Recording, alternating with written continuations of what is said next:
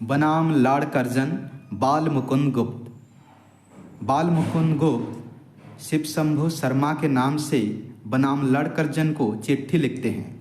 वह चिट्ठी लिखते हैं, बनाम लाड़कर्जन माई लड़, लड़कपन में इस बूढ़े भंगदड़ को बुलबुल का बड़ा चाव था।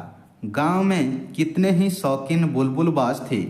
वह बुलबुलें पकड़ते थे, पालते थे और लड़ाते थे। बालक शिव शंभु शर्मा बुलबुलें लड़ाने का चाव नहीं रखता था, केवल एक बुलबुल को हाथ पर बिठाकर ही प्रसन्न होना चाहता था।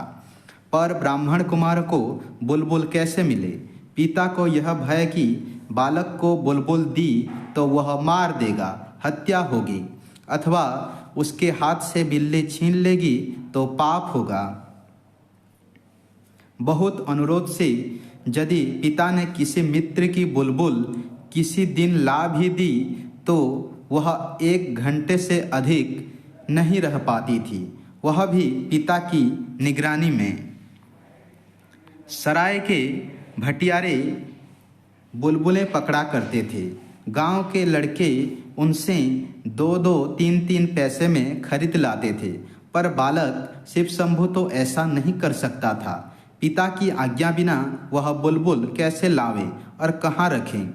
उधर मन में अपार इच्छा थी कि बुलबुल जरूर हाथ पर हो। इसी से जंगल में उड़ती बुलबुल को देखकर जी फड़क उठता था। बुलबुल की बोली सुनकर आनंद से हृदय नृत्य करने लगता था। कैसी कैसी कल्पनाएं हृदय में उठती थीं। उन सब बातों का अनुभव दूसरों को नहीं हो सकता। दूसरों को क्या होगा? आज यह वही शिव शंभु है, स्वयं इसी को उस बालकाल के अनिर्वचनीय चाव और आनंद का अनुभव नहीं हो सकता। बुलबुल पकड़ने की नाना प्रकार की कल्पनाएं मन ही मन में करता हुआ बालक शिव शंभु शर्मा सो गया। उसने देखा कि संसार बुलबुलमय है। सारे गांव में बुलबुलें उड़ रही हैं। अपने घर के सामने खेलने का जो मैदान है उसमें सैकड़ों बुलबुलें उड़ती फिरती हैं। फिर वह सब ऊंची नहीं उड़ती, बहुत नीची नीची उड़ती है। उनके बैठने के अड्डे भी नीचे नीचे हैं। वह कभी उड़कर इधर जाती और कभी उधर, कभी यहाँ बैठती है और कभी वहाँ, कभी स्वयं उड़कर बालक शिव शंभु के हाथ की उंगलियों पर आ बैठती है। शिव शंभु आनंद में मस्त होकर इधर उधर दौड़ रहा है। उसके 2-3 साथी भी उसी प्रकार बुलबुलें पकड़ते और छोड़ते इधर उधर कूदते फिरते हैं। आज शिव शंभु की मनोवांछा पूर्ण हुई। आज उसे बुलबुलों की कमी नहीं है। आज उसके खेलने का मैदान बुलबुलिस्तान बन रहा है। आज शिव शंभु बुलबुलों को राजा ही नहीं, महाराजा भी है। आनंद का सिलसिला यही नहीं टूट गया। शिव शंभु ने देखा कि सामने एक सुंदर बाग है, वहीं से सब बुलबुलें उड़कर आती हैं। बालक कूदता हुआ दौड़कर उसमें पहुंचा। देखा सोने के पेड़ पत्ते और सोने ही के नाना रंग के फूल हैं। उन पर सोने की बुलबुलें बैठी गाती हैं और उड़ती फिरती हैं। वही एक सोने का महल है, उस पर सैकड़ों सुनहरी कलश हैं। उन पर भी बुलबुलें बैठी हैं। बालक 2-3 साथियों सहित महल पर चढ़ गया। उस समय वह सोने का बगीचा, सोने का महल और बुलबुलों सहित एक बार उड़ा। सब कुछ आनंद से उड़ता था। बालक शिव शंभु भी दूसरे बालकों सहित उड़ रहा था। पर यह आमोद बहुत देर तक सुखदायी न हुआ।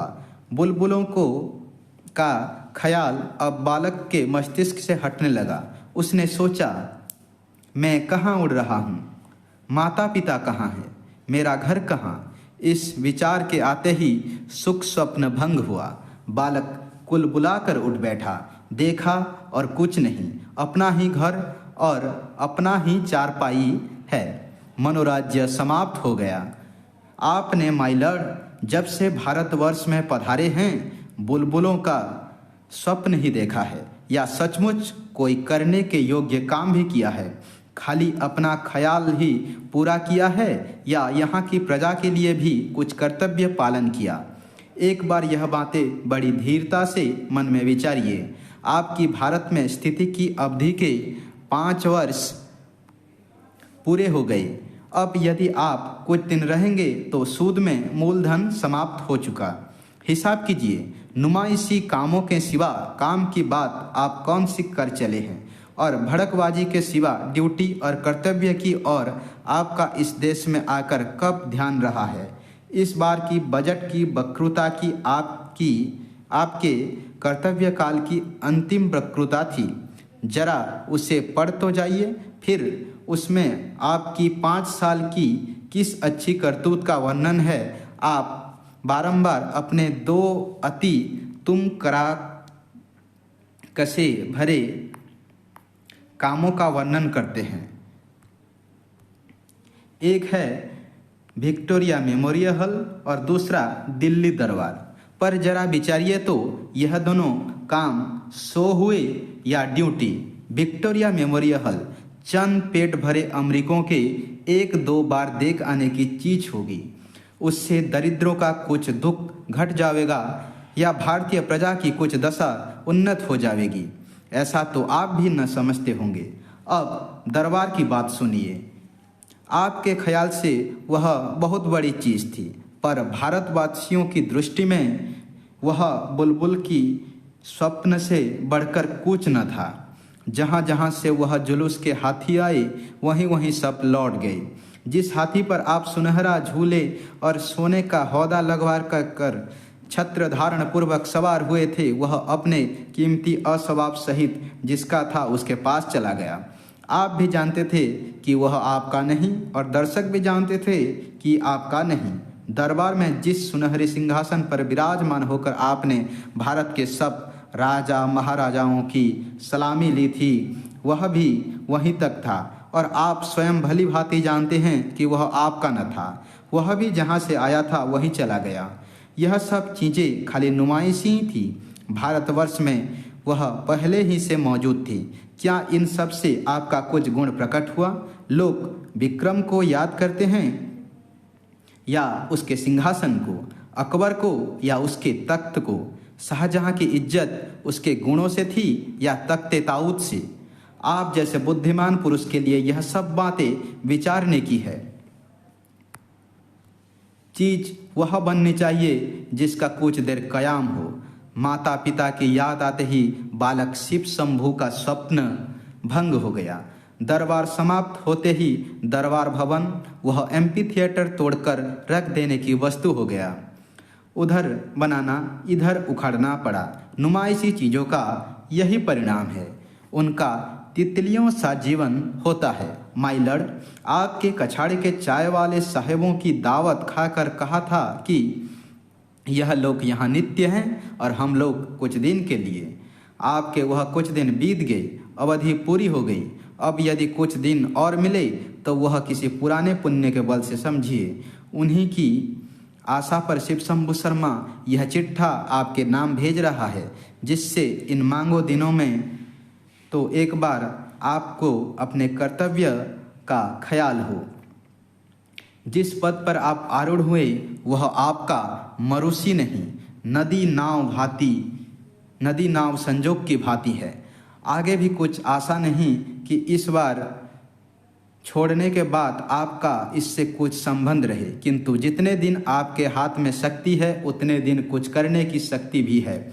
जो आपने दिल्ली आदि में कर दिखाया उसमें आपका कुछ भी न था, पर वह सब कर दिखाने की शक्ति आप में थी। उसी प्रकार जानने से पहले इस देश के लिए कोई असली काम कर जाने की शक्ति आप में है। इस देश की प्रजा के हृदय में कोई स्मृति मंदिर बना जाने की शक्ति आप में है।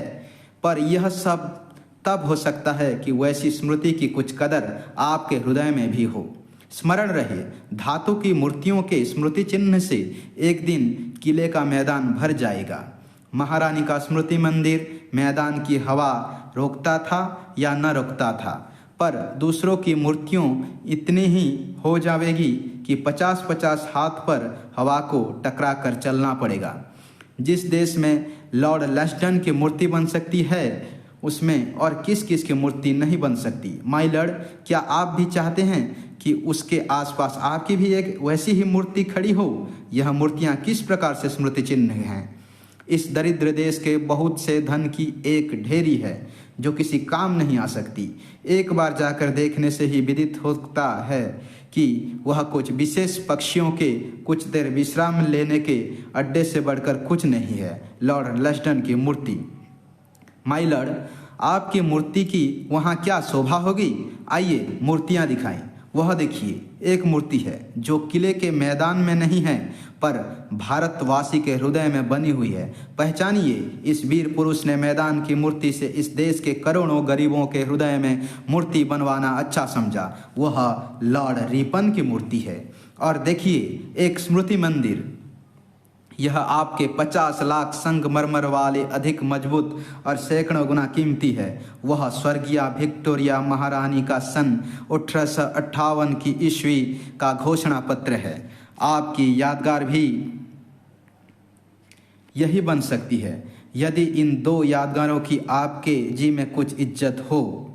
मतलब समाप्त हो गया। जो लिखना था वह लिखा गया। अब खुलासा बात यह है कि एक बार शो और ड्यूटी का मुकाबला कीजिए। शो को ही शो समझिए, शो ड्यूटी नहीं है। माय लॉर्ड, आपके दिल्ली दरबार की याद कुछ दिन बाद उतनी ही रह जाएगी जितनी शिव शंभु शर्मा के सिर में यह बालकपन के उस सुख स्वप्न की है। भारत मित्र, 11 अप्रैल सन